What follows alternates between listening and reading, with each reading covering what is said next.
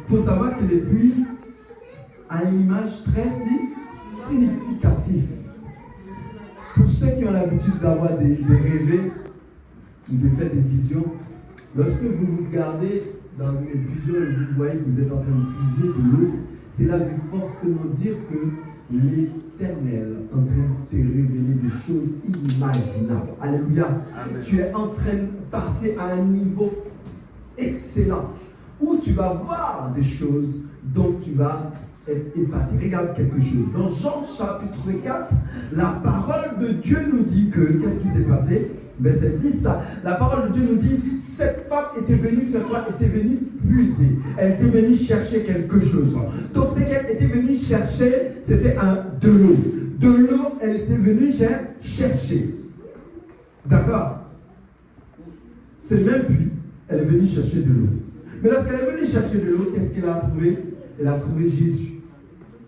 Jésus, qui était le puits. Pendant qu'elle est en train de puiser, elle a un puits de transparence. Elle a un puits surnaturel à côté d'elle. Elle a un puits naturel à côté d'elle. Amen. Amen. Amen. On ne va pas lire les textes. Elle avait un puits surnaturel à côté d'elle. Elle a aussi un puits naturel à côté d'elle. Elle est en train de puiser. Elle parle en même temps avec le puits surnaturel. Mais elle est focus sur le puits naturel. Alléluia. Et pendant qu'elle est en train de puiser, et là, sa vie va être changée. Voyez, mes bien-aimés, puits a une image révélative. Lorsque tu vois, tu es en train de puiser dans la maison de l'Éternel, cela veut dire que Dieu est en train de te révéler des choses inimaginables. Dieu est en train de t'enseigner.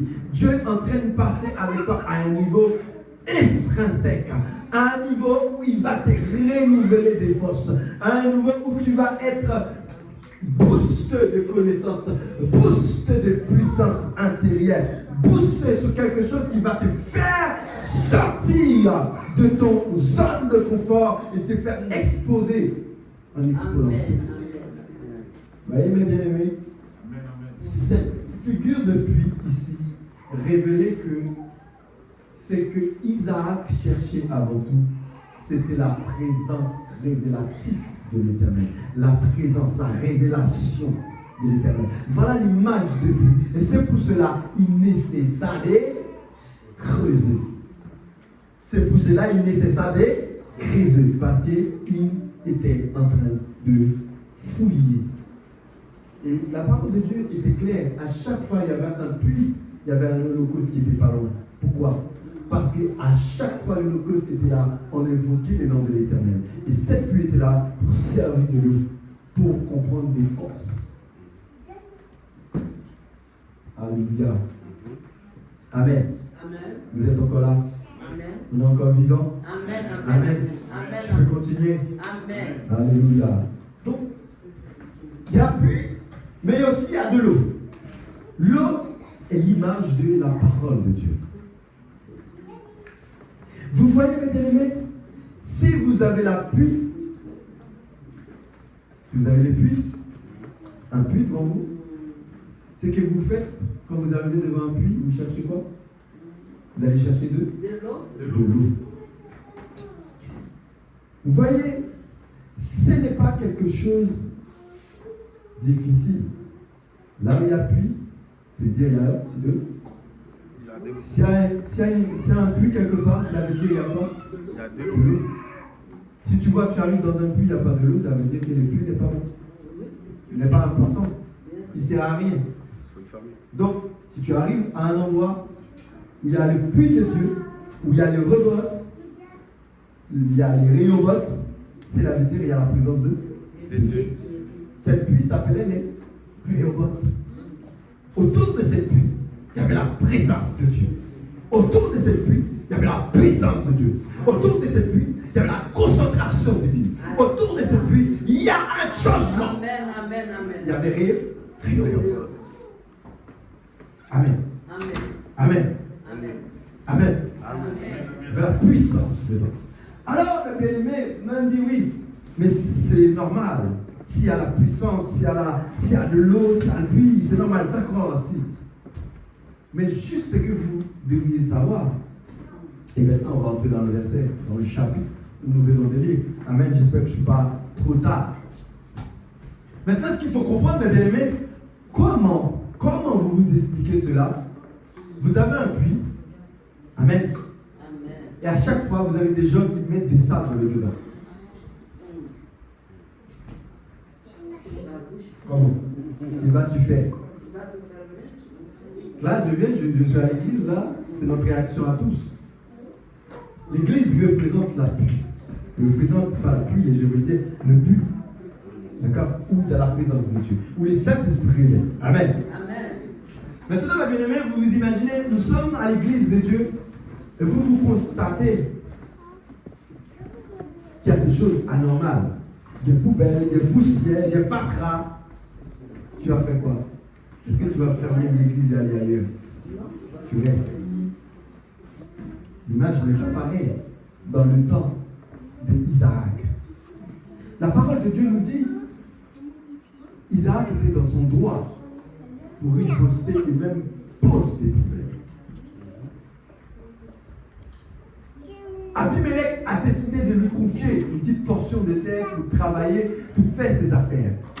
Mais malgré cela, les serviteurs d'Abimelech n'ont pas cessé d'importuner Isaac. On l'importune, on lui pose des problèmes parce que tout simplement, Isaac était béni par Dieu. Amen. Amen. Amen.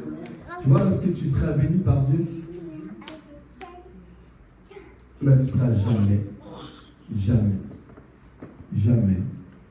en paix. Alléluia. Amen. Si tu vois que tu es béni par Dieu et que tout va bien sur toi, repose-toi des questions. L'ennemi ne te laissera pas tranquille. Tu sais pourquoi? Parce que tu as la bénédiction de Dieu en toi. Il y a des personnes qui vont t'envieux. Voilà ce qui s'est passé. Il y a des personnes qui voient Isaac en train de prospérer. Isaac riche. Les fruits de la maison d'Isaac portent des fruits. Les serviteurs d'Isaac sont heureux. Les serviteurs sont en joie. Les serviteurs ne sont pas comme tout le monde. Et ils ne sont pas à leur place. Ce n'est pas leur pays. Ce n'est pas leur patrie. Alors, c'est normal. Les Philistins lèvent contre eux et disent non. Ce n'est pas possible. Ce n'est pas possible. Nous ne pouvons pas galérer et eux-mêmes la prospérer. Nous ne pouvons pas galérer et eux-mêmes la provision sous propre tête par nous. Et à partir de cela, les Philistins sont partis. La première chose qu'ils ont fait, ils ont touché tous les puits qu'Abraham avait construits auparavant. Et c'est pour cela que j'ai pris le temps de vous parler d'Abraham avant. Abraham avait construit des puits. On n'avait pas posé des problèmes à Abraham. Mais quand on arrive sur Isaac, les problèmes commencent. Parce qu'il était la bénédiction de Dieu. Les problèmes commencent parce que Isaac, avec la bénédiction de Dieu, il était riche. Amen. Il était puissant. Et on ne pouvait pas importuner quelqu'un qui n'était pas puissant. On ne pouvait pas importuner quelqu'un qui n'était pas riche. Oh, ce n'était pas possible. Mais puisque Isaac, avec la main de Dieu sur lui, il fallait que les Philistins les bouchent. La première chose, tu commences par boucher les puits. Mettre des sables, remplir des sables. Et cela me fait penser avec cette vaisselle.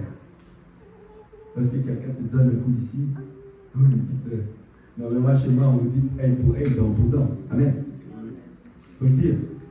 Quelqu'un te met un gif, boum, tu vas lui poser la question, pourquoi? On est d'accord? Oui. Hein? Je t'ai rien fait. On va à la police direct, on va voir. Parce que je ne suis pas un interview. Normal. Mais ici, la parole de Dieu nous dit, le puits, lorsqu'il vient, bouche le puits, c'est parce qu'il y avait un temps de querelle. C'est même puits, lorsque Isaac va quitter le puits, il lui dit, celui-là, c'est Ézek. Ça veut dire que ce puits-là, c'est un puits de querelle. Je ne resterai pas. Il y a des endroits, c'est des endroits de querelle, c'est des endroits de disputes, c'est des endroits où tu as des problèmes. Tu n'auras pas la révélation de Dieu. Il faut quitter. il n'y a pas espérer. Il y a des endroits, il y a trop de fatras spirituels. Donc tu ne peux rester. Il faut quitter. C'est Ézek. Tu ne peux rester. Il y a des endroits où tu arrives, ce n'est plus la présence de Dieu qui pivote, c'est la présence des mercenaires. Il faut partir parce que c'est Ézek. Pourquoi? Il n'y a pas la présence de Dieu. Il n'y a pas cette nuit-là ne pourra pas révéler la présence de Dieu parce qu'il y a quoi? Il y a du sable.